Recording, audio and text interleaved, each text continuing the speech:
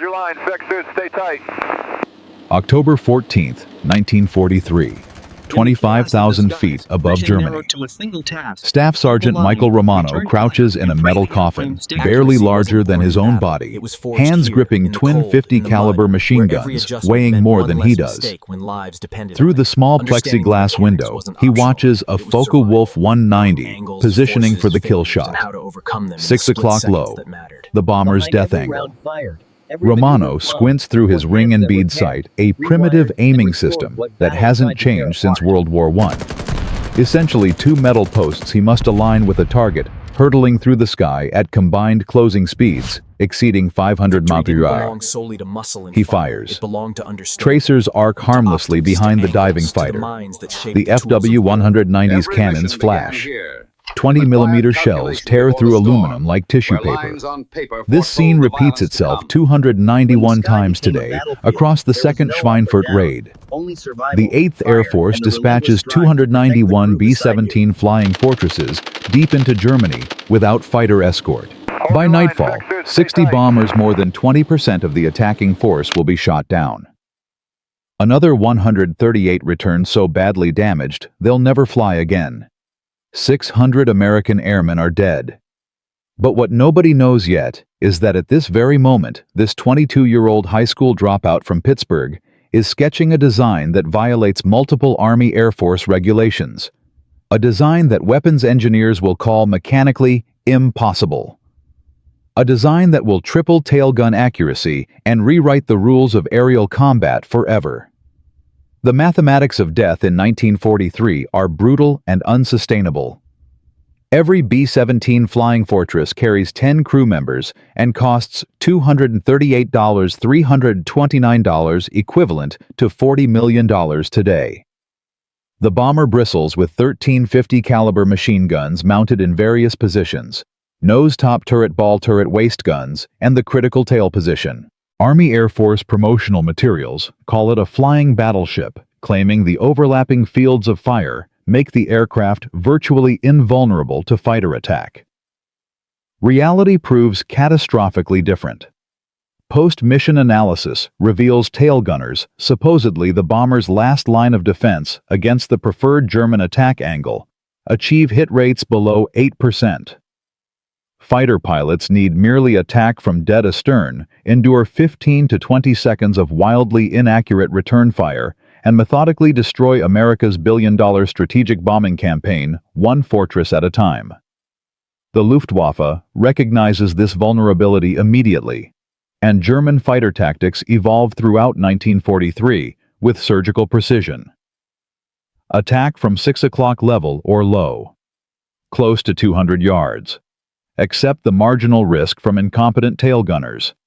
Unleash devastating 20mm cannon strikes. Luftwaffe after-action reports describe B-17 tail positions as marginally dangerous accuracy, insufficient to deter attacks. August 17, 1943. The 1st Schweinfurt raid claims 60 bombers. October 8th. The Bremen raid loses 30. October 10th. The Münster raid, another 30 gone. The 8th Air Force hemorrhages bombers faster than Boeing can replace them. General Henry Hap Arnold, commanding general of the Army Air Forces, receives casualty reports in Washington and privately questions whether daylight precision bombing remains viable as a strategic doctrine. Engineers propose solutions, of course. More guns, bigger calibers, powered turrets.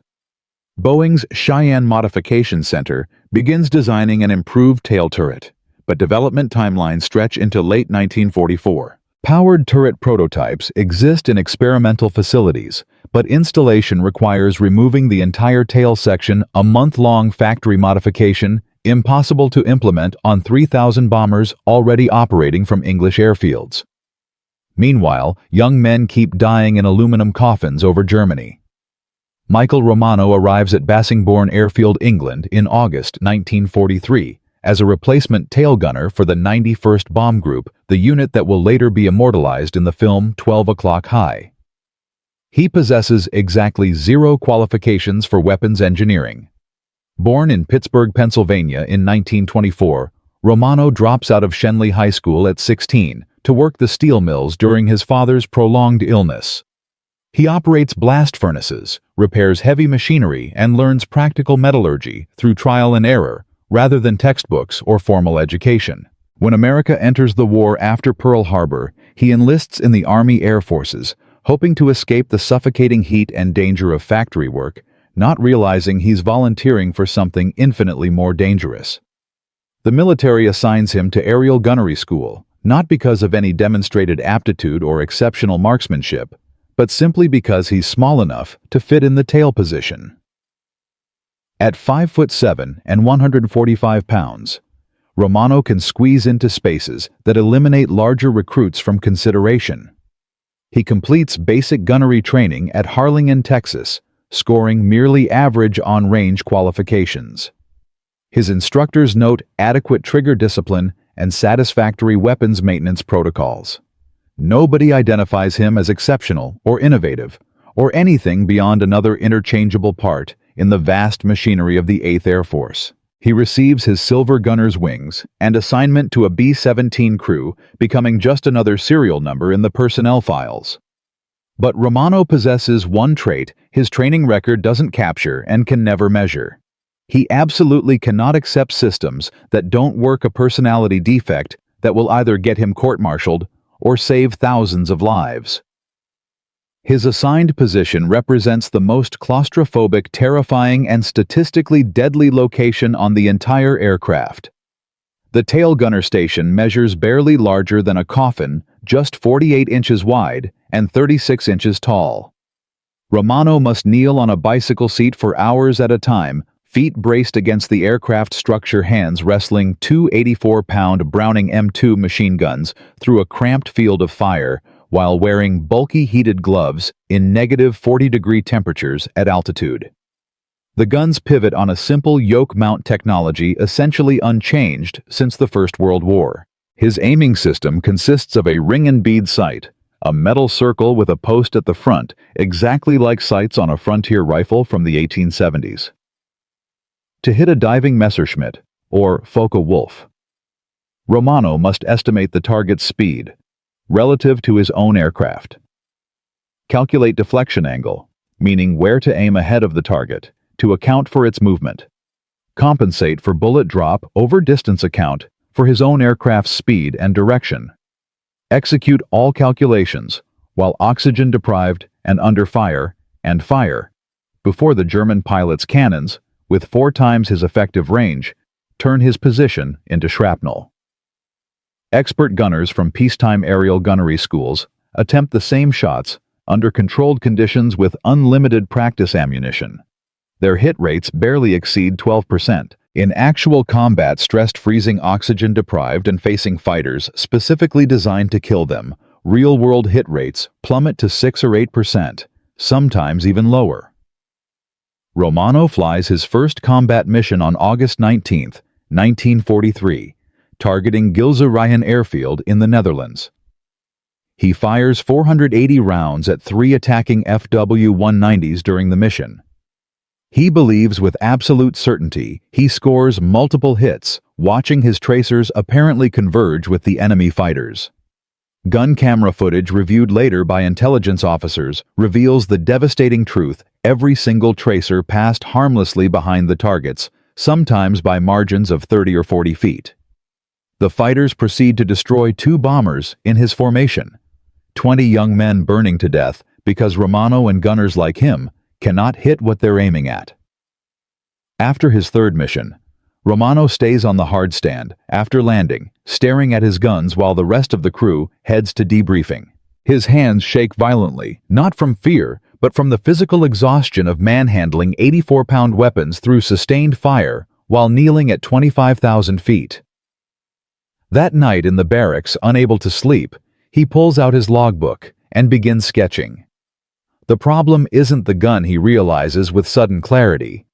The Browning M2 is a magnificent weapon, reliable and devastating when it actually hits something. It's not even the mount which functions adequately within its design parameters. The problem is that tail gunners fire essentially blind, chasing targets they cannot properly track Aiming at points in empty space, they cannot accurately predict, receiving zero feedback about where their bullets actually go until it's far too late to adjust. What Romano needs, what every tail gunner desperately needs, is something the Army Air Forces hasn't provided and apparently hasn't even considered. A way to see where his bullets will actually go before he pulls the trigger. He needs peripheral vision, the ability to watch his own tracer paths while simultaneously tracking the target. He needs instant feedback showing him whether he's shooting ahead or behind or above or below the target's flight path. He needs what fighter pilots already have, a reflector gun sight, a piece of angled glass that projects an illuminated aiming reticle into the shooter's field of view. But the tail position's cramped quarters make standard reflector installation mechanically impossible according to every technical manual and engineering specification. Unless someone breaks the rules. Unless someone stops waiting for permission and just builds the damn thing anyway. October 4th, 1943. Frankfurt Mission. Romano's frustration reaches critical mass after watching his best friend, a tail gunner named Robert Chen, on a neighboring B-17 die when a Bf-109 attacks from dead astern and Romano's counterfire fails to even come close to deterring it. That night, Romano walks to the aircraft revetment carrying a maintenance flashlight and his logbook. He climbs into the tail section, still reeking of cordite and hydraulic fluid, and simply stares at the inadequate ring and bead sight for nearly an hour.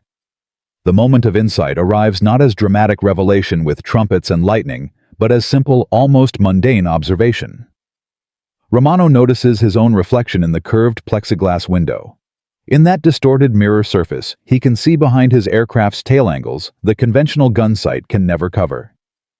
He begins sketching rapidly, the ideas flowing faster than his pencil can capture them. What if he mounted small mirrors at strategic angles, giving him peripheral vision beyond the gun sight's pathetically limited field of view? What if he angled them specifically to show the tracer paths from his own guns, letting him walk fire onto targets by watching the reflection rather than squinting through those useless iron sights? Then the crucial conceptual leap that separates Romano from every other frustrated tail gunner in the 8th Air Force. What if he combined those mirrors with a salvaged reflector sight, a piece of angled glass etched with an aiming reticle positioned to let him track targets, while simultaneously watching his tracer patterns in the peripheral mirrors?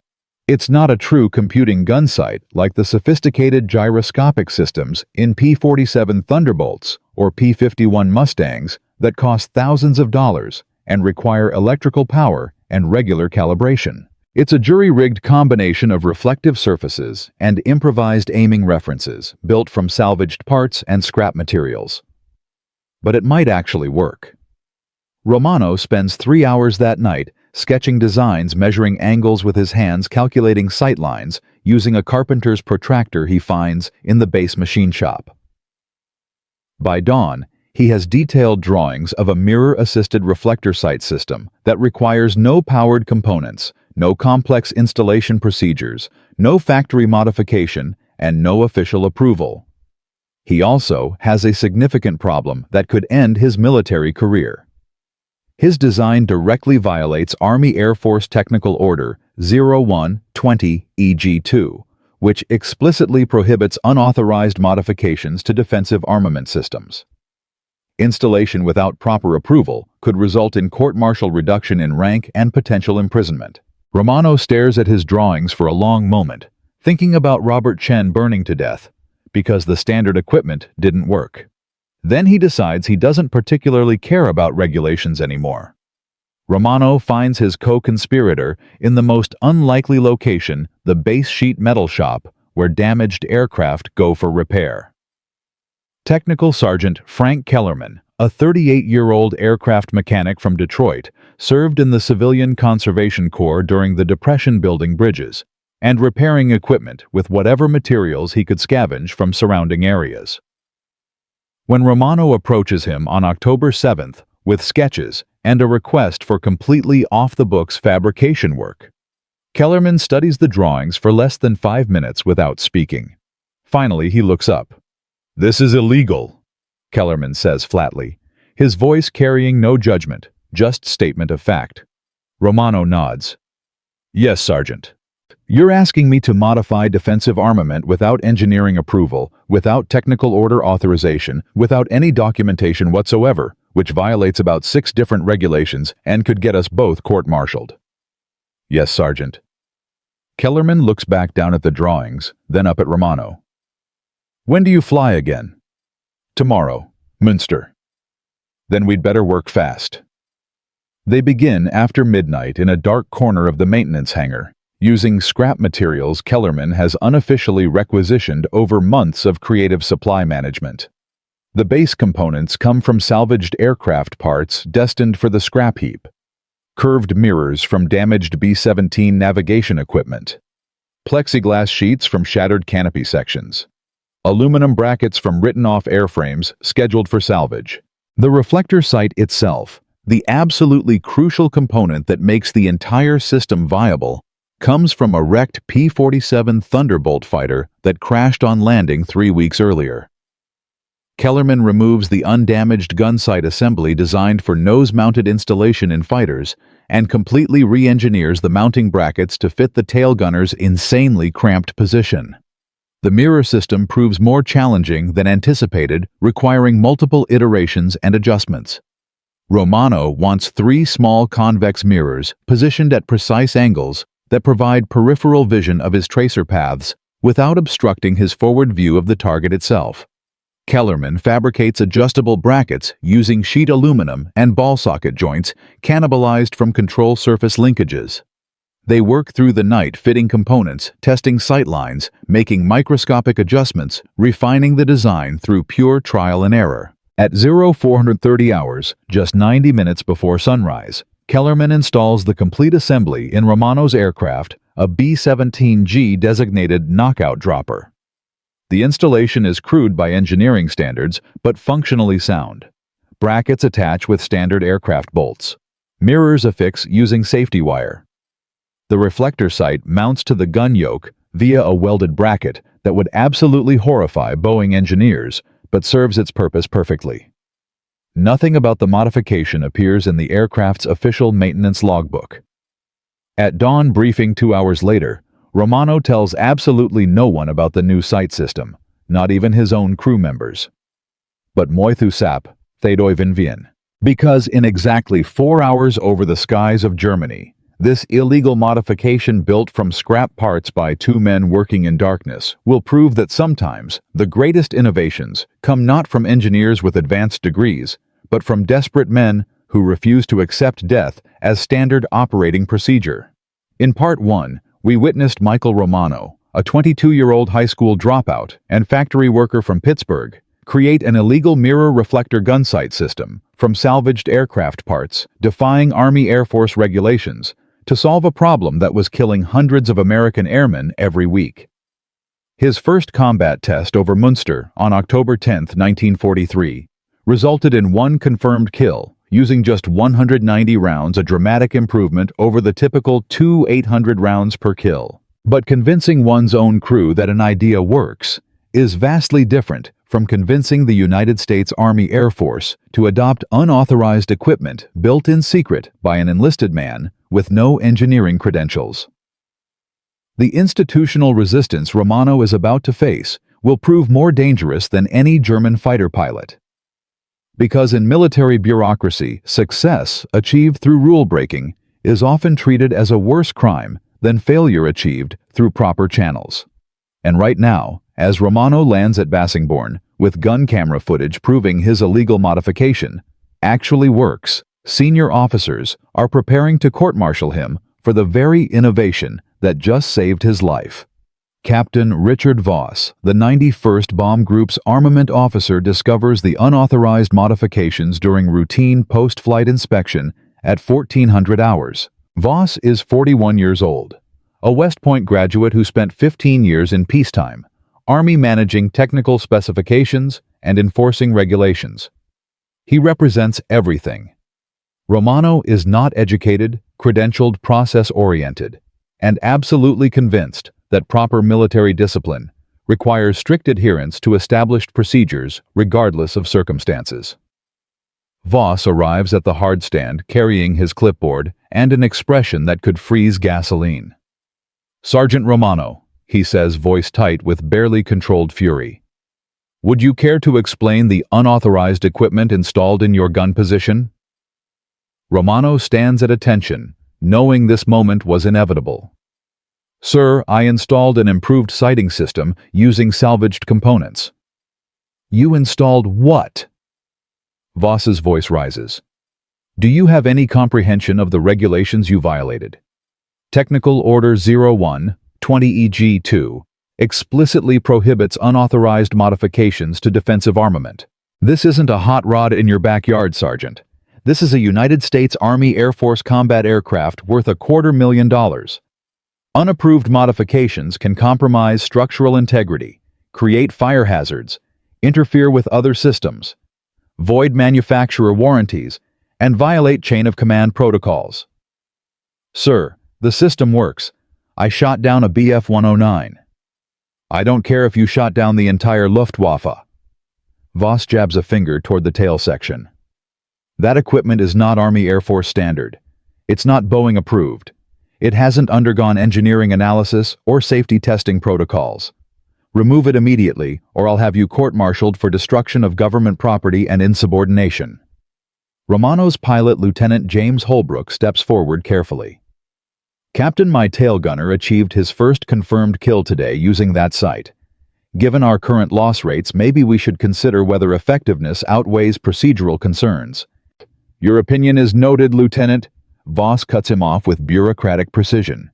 But regulations exist for reasons that extend beyond individual combat effectiveness. If every enlisted man decides to re-engineer his weapon system based on personal preference, we'll have 3,000 B-17s, with 3,000 different configurations creating maintenance nightmares, parts incompatibility, and complete logistics breakdown. The modification will be removed tonight. That's final. Word spreads through Bassingbourn Airfield like aviation fuel vapor, fast and explosive. By evening mess, every gunner on the base knows about Romano's illegal mirror sight and his first kill achieved with it. The enlisted barracks divides sharply. Veteran gunners who've watched friends die due to inadequate sighting systems gather around Romano's table, firing technical questions. How difficult is installation? What's the actual field of view improvement? Can those mirrors withstand slipstream stress at 200 miles per hour? Will the reflector sight fog up at altitude? But the reaction from engineering officers and senior maintenance staff borders on panic. Captain Theodore Morrison, the group's assistant armament officer and Voss's immediate superior, convenes an emergency meeting on October 11th at 0800 hours. 14 officers attend representing armament engineering operations and intelligence sections. The tone is hostile from the opening statement. Gentlemen, Morrison begins, his voice carrying the weight of institutional authority. We have a serious discipline problem that threatens to undermine the entire technical order system. An enlisted man has performed unauthorized modifications using salvaged components of unknown provenance, unknown metallurgical properties, and unknown failure characteristics. This sets a catastrophically dangerous precedent. If we allow individual airmen to modify combat systems based on personal theories, we destroy the standardization that makes our Air Force function. The room erupts immediately. With all due respect, sir, that's completely absurd. Major William Calhoun, the operations officer, stands abruptly. Sergeant Romano shot down an enemy fighter using this system. Our tail gunners currently achieve 8% hit rates against German fighters who are systematically destroying our bomber formations. If his modification improves those odds even marginally, we should be studying it, not banning it. Marginally. Morrison's face reddens.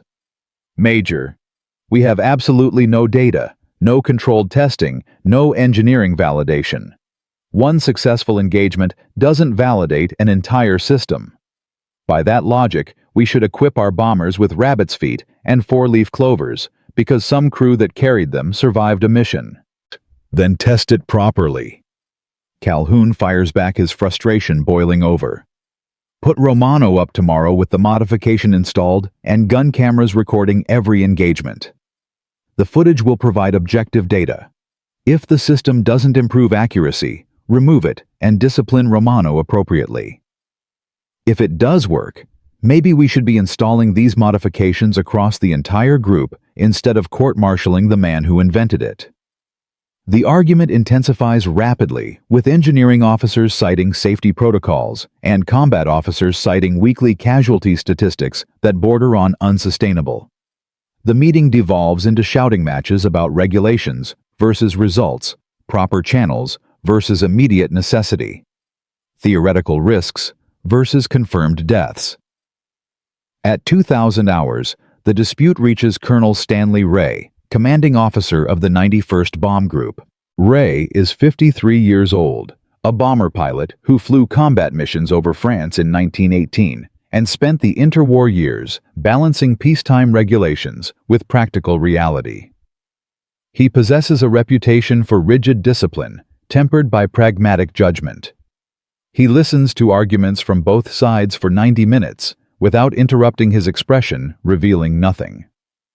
Finally he speaks, and the room falls silent immediately. How many bombers did we lose last week? Dead silence. Nobody wants to answer. Captain Morrison, I asked you a direct question. How many B-17s from this group did we lose last week? 17, sir. 17 B-17 flying fortresses.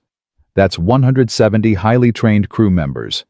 And how many enemy fighters did our tail gunners shoot down during those same missions, confirmed kills only? Morrison hesitates. 3, sir.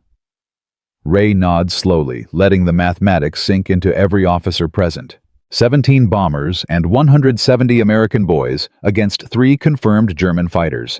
Our defensive armament achieves a kill ratio that would be considered failed even if we were fighting with rocks and slingshots. He looks directly at Morrison with eyes that have seen too much death. Captain, your concern about unauthorized modifications is noted and appreciated. Your concern about regulations and proper procedures is absolutely valid under normal circumstances. But I'm considerably more concerned about losing 17 goddamn airplanes every single week, because our defensive armament doesn't work well enough to deter attacks from the most predictable angle.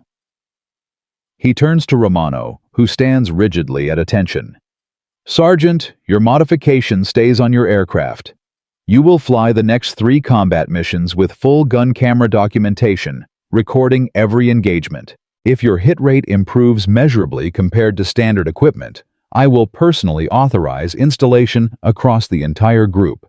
If it doesn't improve, we'll remove the equipment, and you'll face formal disciplinary action for unauthorized modification. Understood? Yes, sir.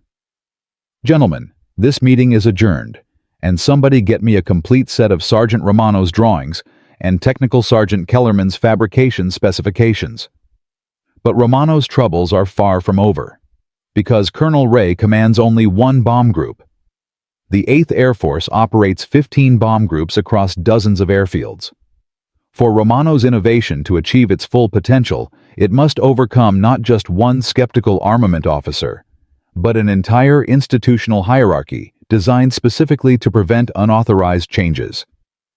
October 12, 1943, Bremen Mission. Romano flies his 4th combat mission with the modified sight system and 3 separate gun cameras recording every moment from multiple angles. The 8th Air Force dispatches 236 B-17s against submarine construction facilities. The Luftwaffe scrambles 250 interceptors in response, creating one of the war's most intense air battles. At 11:23 hours over the German coast, the attacks begin with devastating intensity. A Focke-Wulf 190 dives from 7 o'clock high, the classic altitude advantage attack profile. Romano tracks it smoothly through his reflector sight, the illuminated reticle providing instantaneous aim point reference that ring and bead sights could never offer. His peripheral vision captures the mirror images showing his gun alignment in real time. He fires a 4-second burst, perhaps 120 rounds, adjusting continuously, as the tracer reflections in his mirrors show him his actual bullet path relative to the target. The FW-190's wing root erupts in flames and hydraulic fluid. The fighter breaks off violently, trailing black smoke, and spins toward the North Sea below. Probable kill. At 11:47 hours, a Bf-109 approaches from 6 o'clock level, the exact attack angle that kills most tail gunners because they cannot track targets directly behind their aircraft. Romano centers the reflector reticle, checks his mirror feedback, showing his guns pointed precisely where he intends, and fires a 3-second burst. The 109's canopy shatters into fragments. The fighter rolls inverted and dives away, streaming coolant. Confirmed kill. Gun camera footage captures both engagements in extraordinary detail, showing Romano's tracer patterns converging with targets rather than arcing uselessly behind them. Romano returns to Bassingbourn at 14:10 hours with 2 confirmed kills and 1 probable. His total ammunition expenditure for 3 separate engagements is 380 rounds total. The mathematics prove transformative. Standard tail gunners average 800 rounds per kill when they achieve kills at all. Romano just achieved 190 rounds per kill, a 15-fold improvement in ammunition efficiency and clear evidence of dramatically improved accuracy. The engineering staff reviews gun camera footage for 2 hours in complete silence. Even Captain Morrison, the most vocal skeptic, cannot dispute what the objective evidence demonstrates clearly. The mirror-reflector combination allows real-time fire correction that's mechanically impossible with conventional ring and bead sights. All right, Morrison finally admits his professional integrity overcoming his bureaucratic instincts. The system works better than standard equipment. I'll concede that point. But we cannot simply authorize group-wide installation without proper engineering drawings, standardized components, and formal installation procedures. We need to coordinate with 8th Air Force Headquarters, submit modification proposals through proper channels, conduct safety testing. The approval process will require minimum 6 weeks. We don't have 6 weeks, Colonel Ray says flatly. We're losing bombers faster than Boeing can replace them. He turns to Technical Sergeant Kellerman. How many of these systems can you fabricate per day using available materials and your sheet metal shop resources? Kellerman considers carefully calculating materials and man-hours. With help from my maintenance team, maybe 4 complete assemblies daily, sir. If we scavenge reflector sights from damaged P-47 fighters awaiting salvage and manufacture the mirror brackets here using standard aluminum stock, we could equip the entire group within 2 weeks. Then start building immediately. I want every tail gunner position in the 91st Bomb Group equipped within 14 days. Sir. Morrison objects. Without proper authorization from 8th Air Force Headquarters, this violates multiple technical orders and chain of command protocols. Captain, I'll handle 8th Air Force. You handle the engineering specifications and safety documentation. Dismissed. What follows represents improvised wartime manufacturing that would horrify peacetime procurement bureaucrats. Kellerman and his maintenance crew establish a production line in the base sheet metal shop, operating 16 hours daily. They scavenge components from across Bassingbourn Airfield like military pirates. Reflector sights from written-off P-47 Thunderbolt fighters. Curved mirrors from damaged B-17 navigation equipment. Plexiglass sheets from shattered canopy sections. Aluminum brackets fabricated from supply warehouse stock. By October 20th, just 8 days after Colonel Ray's order, 18 B-17s in the 91st Bomb Group carry Romano's mirror reflector modification. The results prove immediate, dramatic, and mathematically undeniable. October 20th, Duran mission. Tail gunners equipped with the new sights achieve 11 confirmed kills against 47 separate fighter attacks. That represents a 23.4% hit rate, nearly triple the previous 8% average. November 3rd, Wilhelmshaven mission. 16 confirmed kills from 68 engagements. Hit rate 23.5%. November 5th, Gelsenkirchen mission. 13 confirmed kills from 59 attacks. Hit rate 22%. the Luftwaffe notices immediately. German fighter pilots accustomed to attacking B-17s from the rear with relative impunity suddenly face accurate, sustained defensive fire that forces them to break off attacks prematurely or risk catastrophic damage. Major Hans Joachim Jobs, a Luftwaffe night fighter ace, temporarily assigned to day fighter operations, writes in his combat diary on November 8th, "The American fortress tail positions have become significantly more dangerous in recent weeks. Their gunners now demonstrate accuracy previously seen only in powered turrets. Attacks from the rear quadrant now carry unacceptable risk of fighter loss.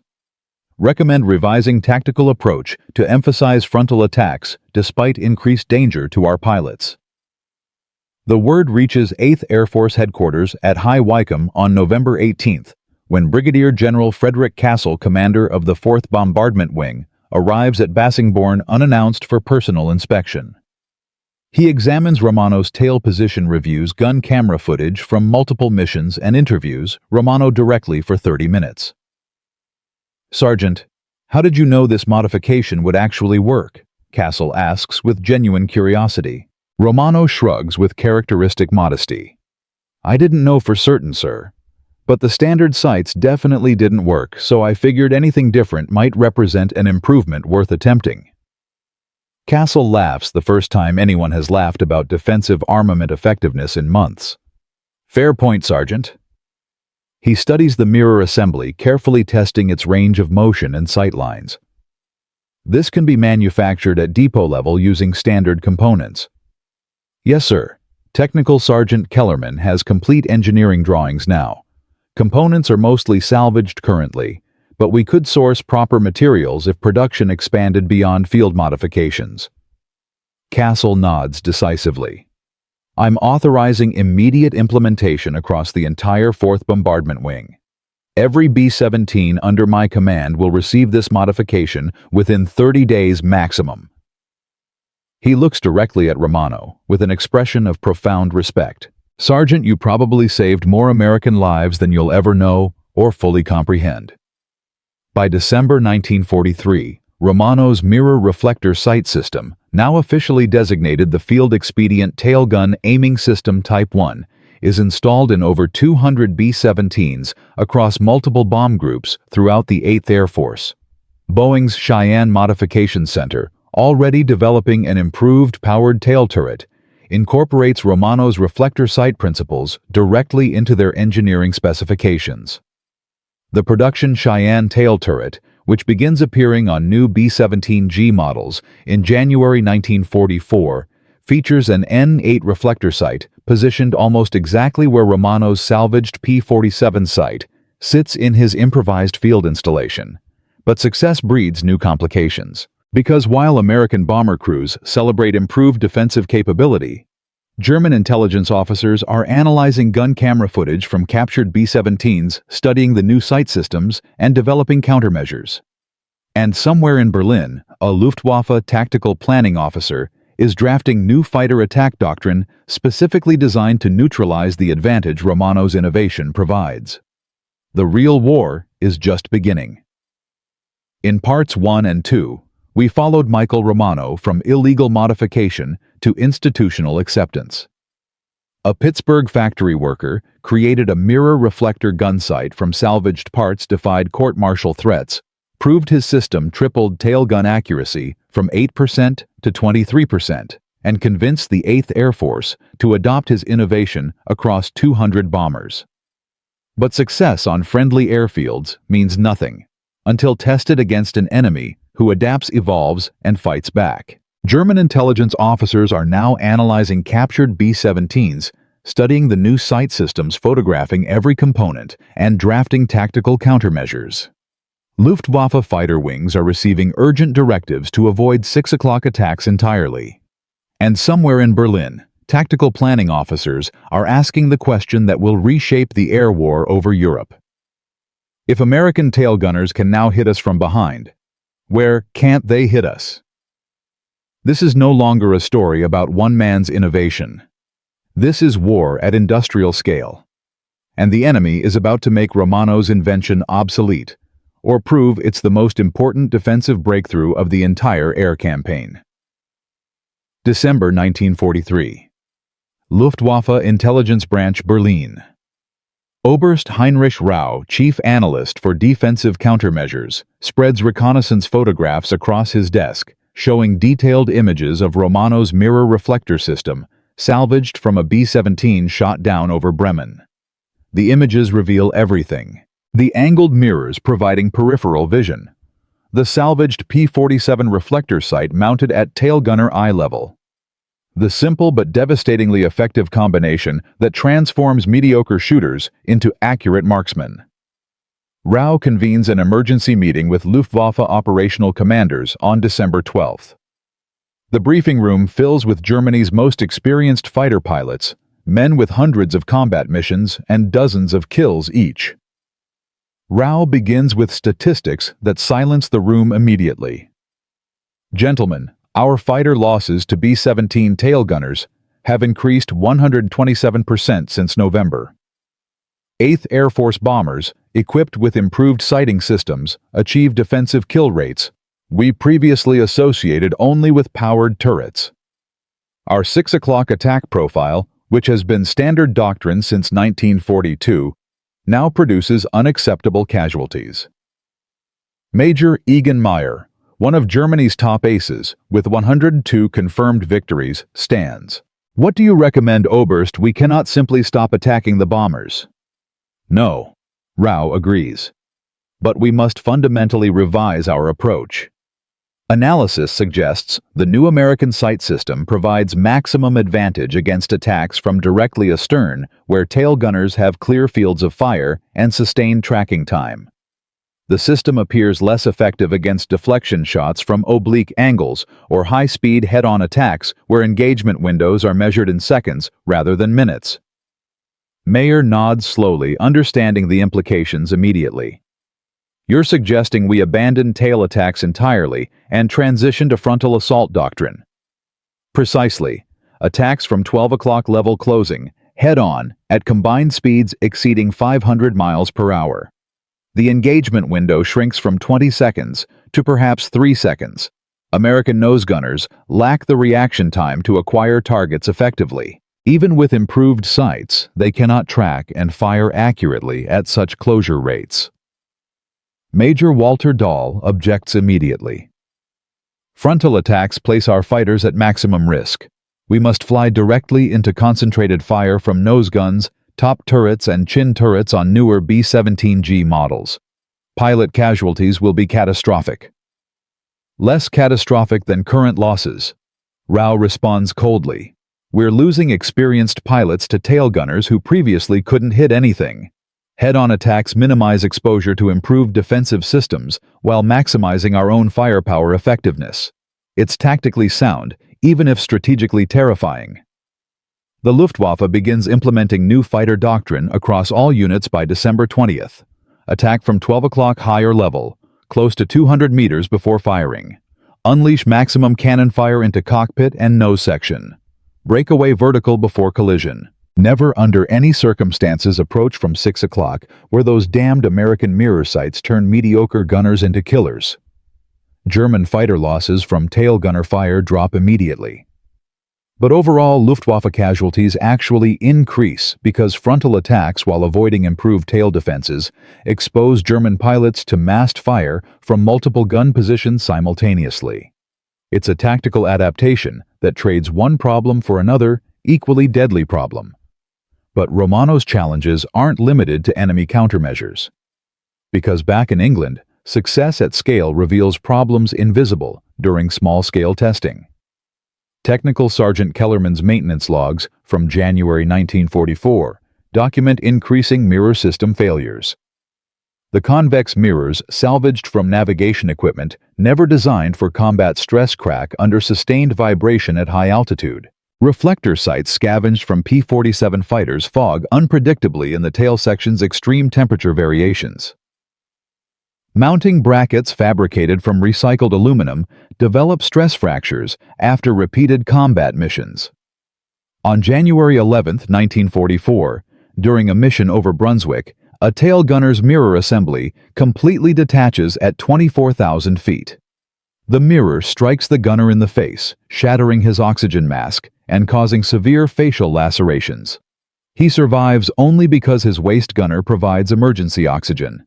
The incident triggers immediate safety review. Captain Morrison, the armament officer, who initially opposed Romano's modification, seizes the opportunity to raise concerns publicly. "Gentlemen, I warned about this exact scenario. Field expedient modifications using non-standard components create unpredictable failure modes. We've been extraordinarily fortunate that this incident didn't result in a fatality. Perhaps it's time to reconsider whether we should continue installing these systems until Boeing develops properly engineered solutions." The debate reignites viciously. Combat crews who've survived missions because of improved tail gunnery defend the mirror reflector system passionately. Engineering officers cite safety protocols and component reliability standards. The 91st Bomb Group splits between those who prioritize effectiveness and those who prioritize procedural correctness. Romano finds himself defending his creation in ways he never anticipated, not against enemy fighters, but against friendly bureaucracy, convinced that perfect engineering matters more than saving lives immediately. The crisis deepens on January 29th when a B-17 equipped with mirror reflector sights suffers catastrophic tail damage from flak over Frankfurt. The tail gunner, Sergeant Raymond Mitchell, survives the initial explosion, but his mirror system shatters, sending glass fragments into both eyes. He's permanently blinded. Mitchell's mother writes directly to 8th Air Force headquarters, demanding answers about why her son was using unauthorized equipment. The letter reaches General James Doolittle, newly appointed commander of the 8th Air Force, who orders comprehensive investigation. For 2 weeks, Romano's innovation hangs in balance, while committees review safety data failure rates and alternative solutions. Some officers advocate immediate removal of all field expedient systems. Others argue the defensive effectiveness justifies continued use despite occasional failures. Romano sits through multiple interrogations, watching his attempt to save lives potentially condemned because imperfect solutions sometimes produce imperfect results. But then, February 20th, 1944 arrives. Big Week begins. The most important strategic bombing campaign of the entire European air war. Operation Argument Targets.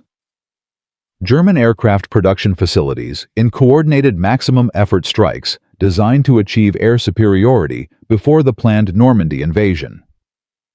The 8th Air Force launches over 3,000 bomber sorties across 6 days, supported by long-range P-51 Mustang escorts for the first time in significant numbers. February 20th. Objective Leipzig. Specifically, the Erla Maschinenwerk factory complex producing Bf-109 fighters. The 8th Air Force dispatches 417 B-17s and B-24s. The Luftwaffe scrambles every available fighter to defend Germany's critical aircraft production infrastructure. Romano's bomber, now named Romano's Revenge by his crew in recognition of his contribution, flies in the lead element of the 91st Bomb Group formation. At 10:47 hours over central Germany, the Luftwaffe attacks with unprecedented ferocity. Over 300 German fighters engage the bomber stream simultaneously. The sky fills with tracers, cannon fire, and burning aircraft. A formation of 12 Bf-109s attempts the new head-on attack doctrine, diving from 28,000 feet directly into the bomber formation's nose. The attack is devastating. 3 B-17s explode immediately, their cockpits shattered by 20mm cannon fire. But the German fighters must break away vertically after their attack runs, and many choose to extend their dives rather than climb back through the bomber formation's defensive fire. This maneuver brings them directly into the engagement zones of tail gunners equipped with Romano's mirror reflector sights. Staff Sergeant Anthony DeLuca, tail gunner on Memphis Belle, tracks a Bf-109 pulling out of its frontal attack dive at 6 o'clock low. The fighter's pilot, having just destroyed a B-17, begins his evasive climb, believing he's escaped the danger zone. DeLuca centers his reflector sight reticle. The illuminated aiming point floats steady in his vision. His peripheral mirrors show his gun alignment perfectly calibrated. He fires a sustained 4-second burst. 140 rounds. The 109's tail section disintegrates. The fighter tumbles end over end, trailing fire. Confirmed kill. Across the bomber formation, similar engagements repeat with brutal efficiency. Luftwaffe fighters executing the new frontal attack doctrine discover the tactical flaw nobody anticipated. After their head-on runs, they must evade, and evasion routes frequently bring them into tail gunner engagement envelopes. The improved American sighting systems transform these fleeting opportunities into catastrophic German losses. At 11:12 hours, Romano tracks a Focke-Wulf 190, attempting to reposition for a second attack pass. The German pilot flies a complex evasive pattern barrel rolls and split-S maneuvers designed to prevent sustained tracking. Romano follows effortlessly through his reflector sight, the mirror feedback showing him exactly where his bullets travel relative to the target's flight path. He fires, adjusts, fires again, fires. The 190's engine explodes. The fighter spins inverted.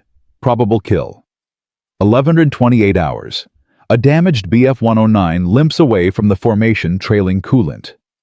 Romano centers the reticle, fires. The 109's canopy shatters. The pilot bails out at 18,000 feet. Confirmed kill. By 1200 hours, the battle concludes. The bomber formation proceeds to Leipzig, delivers its ordnance with devastating accuracy, and turns for England. Initial assessment reveals extraordinary results. Tail gunners across the entire formation, over 300 aircraft equipped with various versions of mirror reflector sights, claim 89 confirmed kills and 47 probables. The Luftwaffe loses 127 fighters that day, the highest single-day total of the war to that point. More importantly, German fighter pilot casualties include 18 veterans with over 20 kills each. These aren't replaceable novices. These are the Experten, the experienced killers who form the backbone of Luftwaffe fighter effectiveness. Post-mission analysis reveals the tactical revolution Romano inadvertently created. Luftwaffe frontal attacks designed to avoid improved tail defenses actually increased fighter exposure to tail gunner fire during the critical evasion phase.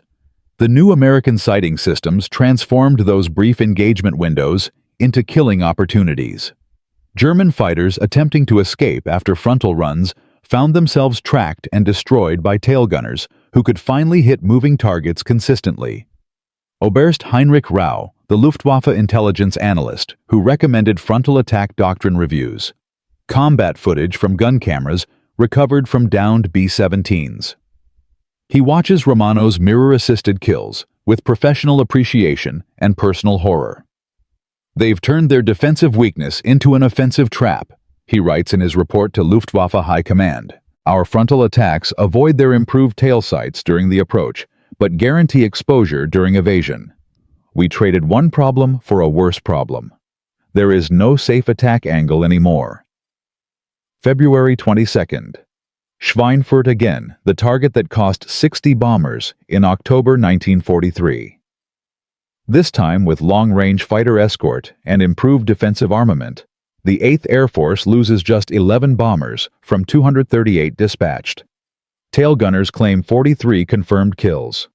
February 24th. Gotha. 22 bombers, lost tail gunners claim 67 confirmed kills. February 25th. Regensburg and Augsburg. 31 bombers, lost tail gunners claim 89 confirmed kills. Big Week concludes with devastating impact on Luftwaffe fighter strength. Total German fighter losses exceed 355 aircraft with approximately 150 experienced pilots killed. German aircraft production facilities suffer massive damage requiring months to repair. But perhaps most significantly, the Luftwaffe loses its tactical certainty. There's no longer a safe attack profile. Tail attacks face improved sighting systems. Frontal attacks expose fighters during evasion. Beam attacks from 3 o'clock or 9 o'clock offer limited firing windows.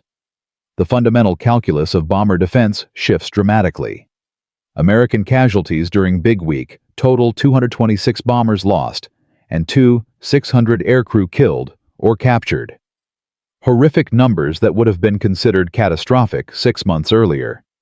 But against 3,000 sorties, it represents a loss rate of 7.5% sustainable for the first time in the strategic bombing campaign. The mathematical trajectory finally favors the attackers rather than defenders. Romano's innovation didn't win Big Week alone.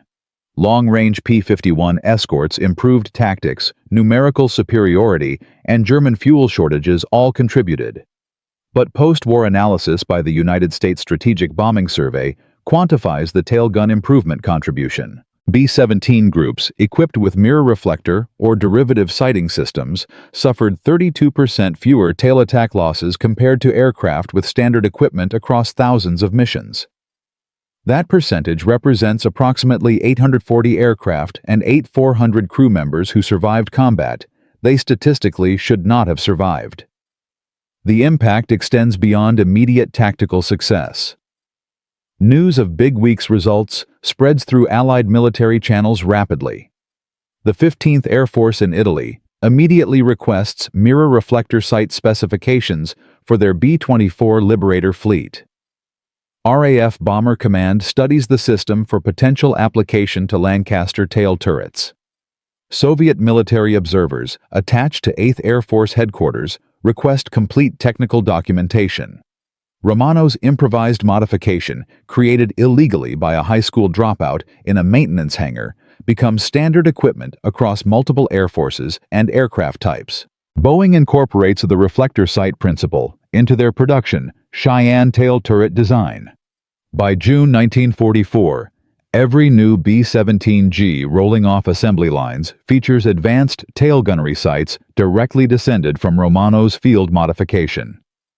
On March 15, 1944, General James Doolittle personally decorates Romano with the Distinguished Flying Cross at a ceremony at Bassingbourn.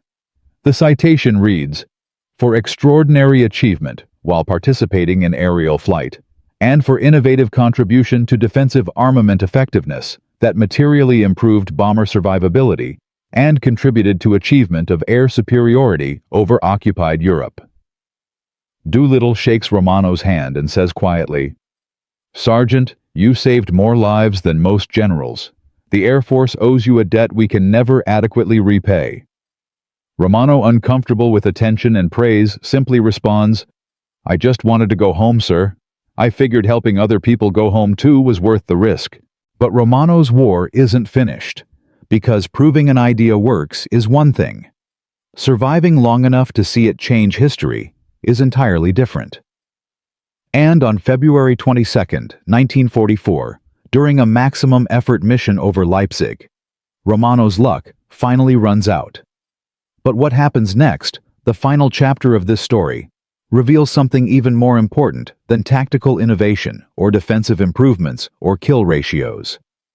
It reveals what happens when ordinary people refuse to accept that death is inevitable, that regulations matter more than lives, that proper channels are more important than immediate action. Because the legacy of Romano's mirror isn't measured in confirmed kills or percentage improvements or aircraft saved. It's measured in the thousands of young men who came home to their families because one Pittsburgh factory worker decided that inadequate equipment was unacceptable. And that story, the human cost and human triumph behind the numbers, is what we'll explore in Part 4. The conclusion you didn't see coming. Across 3 parts, spanning 70 minutes, we've witnessed an extraordinary journey. Michael Romano, a 22-year-old Pittsburgh factory worker with barely a high school education, created an illegal mirror reflector gunsight system from salvaged aircraft parts in a midnight maintenance hangar. He defied court-martial threats, proved his innovation. Tripled tail gun accuracy from 8% to 23%. Convinced institutional skeptics through combat results rather than credentials, and watched his field modification become standard equipment across the entire 8th Air Force. His improvised creation contributed directly to Big Week's success. In February 1944, the strategic bombing campaign that achieved air superiority over Europe and made D-Day invasion feasible. But we left part 3 with a cliffhanger question. What happened to the man behind the mirrors? Because success in war often comes with prices that statistics and casualty reports never capture. And Romano's story has one final chapter, a twist, that reveals something profound about innovation sacrifice and the gap between recognition and reality.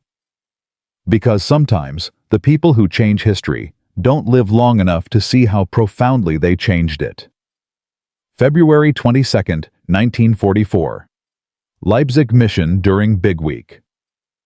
Romano's B-17, Romano's Revenge, takes catastrophic flak damage over the target. 20mm shells tear through the tail section, shredding hydraulic lines and puncturing the oxygen system. Romano continues engaging Luftwaffe fighters while hydraulic fluid sprays across his position and his oxygen mask feeds him increasingly thin air at 24,000 feet. He scores 2 confirmed kills and 1 probable during the battle, his mirror reflector sight functioning perfectly, even as his aircraft disintegrates around him. The bomber crash lands in Belgium, sliding across a frozen field with no landing gear, no hydraulic control, and 3 engines dead. The crew survives. All 10 men walk away from the wreckage. Romano weighs 145 pounds when he enlisted in 1942. He weighs 127 pounds when he's pulled from the wreckage in Belgium. The crash landing damages his spine, 3 compressed vertebrae that will cause chronic pain for the rest of his life. Local Belgian resistance fighters hide the crew for 6 days before moving them to a safe house network. On March 2nd, German Wehrmacht troops raid the safe house during a routine sweep. Romano and his crew spend the final 14 months of the European War in Stalag Luft 3, prisoner of war camp in Poland. The same facility that later becomes famous for the Great Escape tunneling attempt. Romano never learns about his innovation's full impact while imprisoned. He doesn't know that by June 1944, over 2 800 B-17s carry mirror reflector sights or Boeing's improved Cheyenne turret derivative. He doesn't know that tail gunner kill rates across the 8th Air Force plateau at 22%, sustaining the improvement his field modification initiated. He doesn't know that the 15th Air Force in Italy, RAF Bomber Command, and eventually Soviet Air Force all adopt reflector sight principles for their own tail gunner positions. He spends 14 months in captivity, doing what prisoners do, surviving, remembering, hoping to go home. The Red Army liberates Stalag Luft 3 on January 27, 1945. Romano returns to the United States on May 14, 1945, 6 days after Victory in Europe Day. He weighs 118 pounds, 27 pounds lighter than his combat weight, and 40 pounds below his pre-war baseline. The Army Air Forces awards him the Distinguished Flying Cross the Air Medal, with 3 oak leaf clusters, and the Purple Heart for injuries sustained in crash landing. The citation for his DFC mentions extraordinary achievement while participating in aerial flight, and notes his innovative contribution to defensive armament effectiveness. It carefully avoids mentioning that his innovation was initially illegal, unauthorized, and created in direct violation of multiple technical orders. The Army prefers heroes who follow regulations, even when those regulations nearly got them killed. Romano returns to Pittsburgh in June 1945. He marries his high school sweetheart, Catherine O'Brien, on July 4, 1945. He finds work as a machinist at Westinghouse Electric Corporation, operating lathes and milling machines for 37 years until retirement in 1982. He never seeks publicity or recognition beyond his military decorations. When military history journalists approach him in the 1960s requesting interviews about his mirror reflector innovation, he politely declines every request. "I just made what I needed to survive," he tells one persistent reporter. Other people turned it into something official. "I was just trying to go home."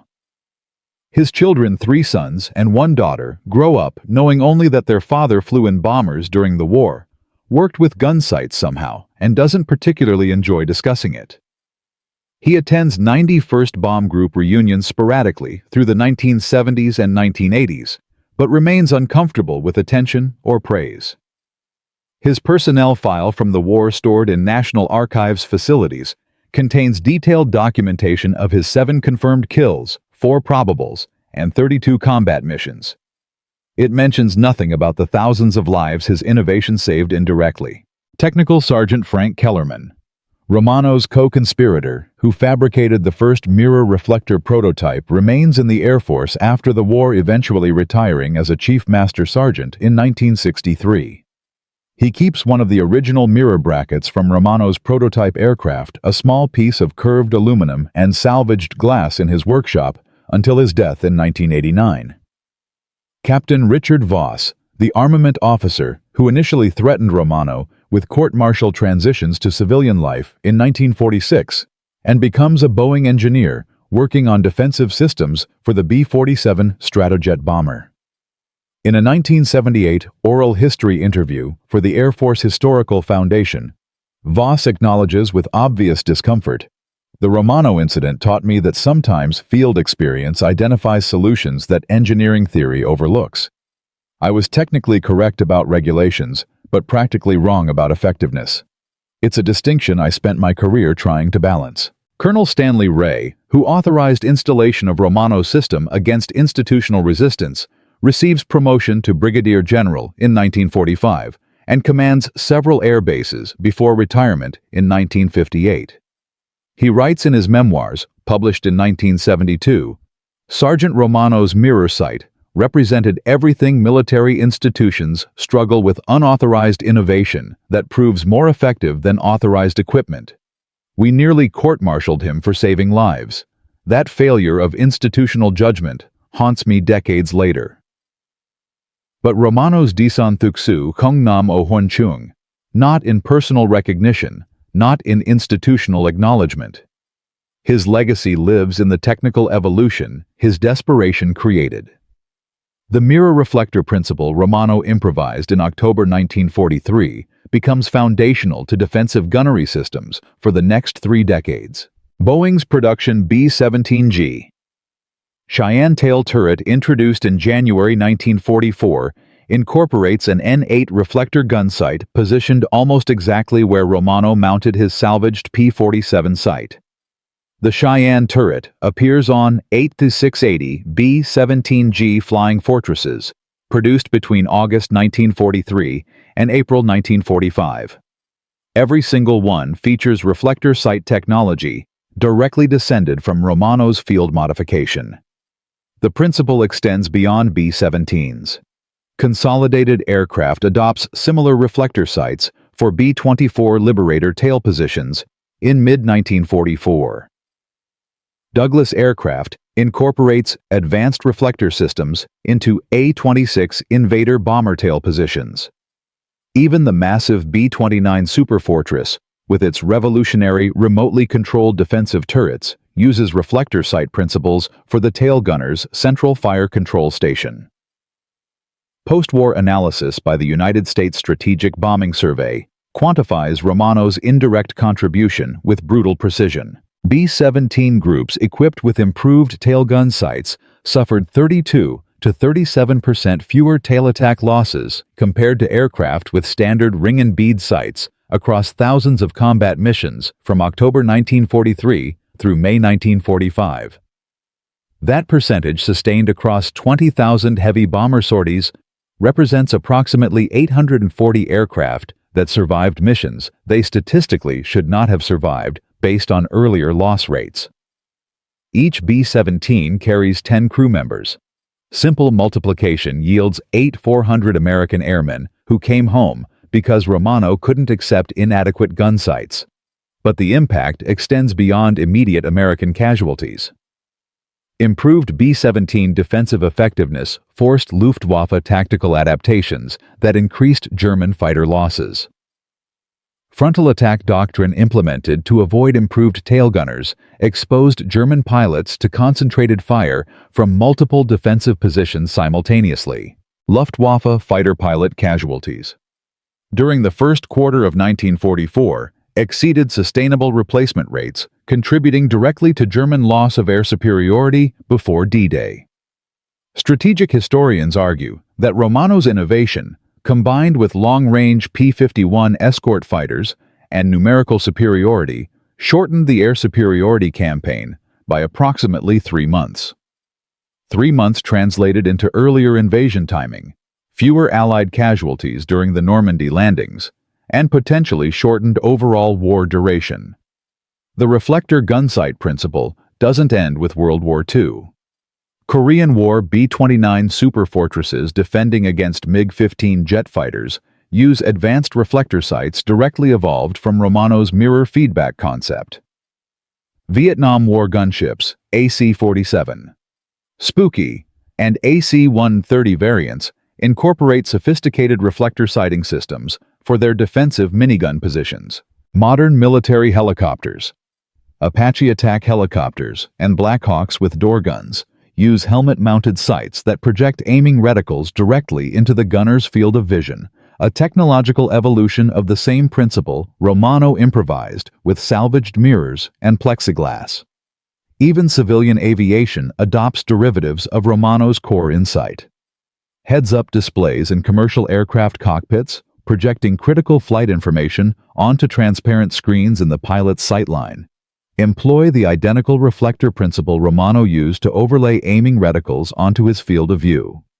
The technology appears in fighter jets, commercial airliners, helicopter gunships, armored vehicles, and eventually even automobile windshields with navigation projection systems.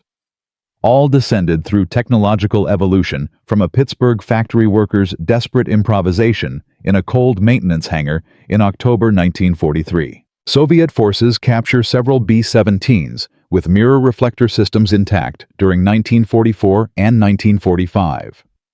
Soviet aviation engineers reverse engineer the concept for their own heavy bombers. The Tupolev Tu-4, a direct copy of the B-29 Superfortress, incorporates reflector sight systems in tail gunner positions. Chinese military forces receiving Tu-4 bombers from Soviet allies adopt the same technology. By 1950, Romano's innovation appears in American, British, Soviet, and Chinese military aircraft, spreading through Cold War technology transfer and espionage, without anyone remembering the sergeant who started it all. The total number of military aircraft equipped with Romano-derived reflector sight systems between 1944 and 1975 exceeds 50,000 airframes across multiple nations and aircraft types. Estimating lives saved or combat effectiveness improved becomes statistically impossible at such scale. But the principle remains constant. Giving shooters clear sight pictures with aim point feedback dramatically improves accuracy. Romano proved it. The world adopted it. But the greatest by Hawk isn't about technology or accuracy percentages or lives saved. The lesson is about institutional resistance to innovation from unexpected sources. Romano possessed 0 credentials that military bureaucracy recognizes. No engineering degree, no technical training, no officer rank, no institutional authority, just desperate necessity and willingness to violate regulations when regulations produced death. His story reveals uncomfortable truths about how institutions, military or civilian, resist solutions from outsiders. Captain Morrison's initial hostility wasn't personal malice. It was institutional immune response against unauthorized change. Morrison genuinely believed that maintaining procedural discipline mattered more than field effectiveness, because procedures create predictability, and predictability creates control. He was wrong, but his reasoning followed perfect bureaucratic logic. Organizations resist innovation from below because accepting it means acknowledging that hierarchy doesn't guarantee wisdom. Credentials don't guarantee capability, and sometimes the best solutions come from people with no business having them. Romano's story repeats throughout military history with remarkable consistency. During World War I, British tank crews improvised metal track sections welded to tank armor to deflect German anti-tank rounds. Military engineers initially prohibited the modification as unauthorized. The improvisation eventually became standard specification after field results proved undeniable. During World War II, American destroyer captains developed creeping attack tactics against German U-boats, contradicting official Navy doctrine. The tactic worked. Doctrine changed. During Vietnam, helicopter pilots improvised door-mounted minigun systems to provide defensive fire during insertions. Military procurement officers initially objected. The modification became standard. During the Gulf War, American tank crews discovered that degraded uranium penetrator rounds designed for Soviet armor devastated Iraqi tanks at ranges exceeding design specifications. Field commanders exploited the capability despite concerns about doctrine. Every case follows identical patterns. Frontline personnel identify problems. They improvise solutions. Institutional authorities resist. Field results eventually overcome resistance. Innovation succeeds despite systems designed to prevent it. The pattern extends beyond military contexts into civilian innovation. Steve Jobs and Steve Wozniak building personal computers in a garage, defying institutional wisdom that computers required corporate resources and engineering teams. The Wright brothers achieving powered flight, while credentialed aeronautical engineers insisted heavier-than-air flight remained impossible. Jonas Salk developing polio vaccine using unconventional tissue culture methods that established virologists considered unreliable. Percy Spencer inventing the microwave oven after noticing chocolate melting near a magnetron, an observation trained physicists overlooked for years. The consistent factor across all cases isn't credentials or institutional backing. It's willingness to attempt solutions when conventional wisdom says they won't work. Romano didn't know his mirror reflector system would succeed. He just knew the standard equipment failed. That knowledge, combined with desperate necessity, produced innovation that conventional engineering approaches never conceived. And there's one chi tiet kui kung that most people never discover, a detail that only emerged through declassified documents in 2008. When General James Doolittle personally decorated Romano with the Distinguished Flying Cross in March 1944, he also submitted paperwork recommending Romano for promotion to technical sergeant and reassignment to 8th Air Force Headquarters as a defensive armament consultant. The recommendation included salary increase, staff position away from combat operations, and opportunity to work directly with Boeing engineers refining his innovation. Romano declined. His written response, preserved in his personnel file and discovered by researchers in 2008, reads simply, "Respectfully request denial of promotion and reassignment. My crew needs their tail gunner more than headquarters needs a consultant. Will continue current duties until further notice." Romano chose to continue flying combat missions, continue risking his life in the most dangerous position on the aircraft, rather than accept safe staff position and recognition. He flew 18 additional combat missions after declining Doolittle's offer before his aircraft was shot down in February 1944. The declassified document reveals something about Romano's character that military decorations never captured. He didn't create the mirror reflector system for recognition, advancement, or reward. He created it to survive and help others survive. When offered reward at the expense of abandoning his crew, he refused. That decision, documented in fading paperwork stored for 64 years, reveals the true measure of the man. Michael Romano died on November 8, 2003, at age 79, in Pittsburgh, Pennsylvania. His obituary in the Pittsburgh Post-Gazette runs exactly 11 lines. It mentions his World War II service in a single sentence: World War II veteran, 8th Air Force. Nothing about innovation. Nothing about lives saved. Nothing about mirror reflector sights becoming standard equipment. Nothing about his contribution to achieving air superiority over Europe. Just World War II veteran, 8th Air Force. His funeral draws 17 people, family members, 2 former crew members from his B-17, and 1 military historian who discovered Romano's story through archived gun camera footage. The historian Dr. Robert Patterson from the Air Force Historical Foundation delivers a brief eulogy describing Romano's contribution. Most family members hear the full story for the first time at his funeral. Romano's granddaughter later tells Patterson, "Grandpa never talked about the war. We knew he flew planes and got some medals. We never knew he changed anything." Romano's original mirror reflector prototype, the salvaged P-47 sight, and hand-fabricated aluminum brackets he and Kellerman built in October 1943, disappeared decades ago. Most likely scrapped when his B-17 crash-landed in Belgium, or salvaged by German forces for analysis. No museum preserves it. No archive contains it. The physical object that started everything is gone. But the principle endures.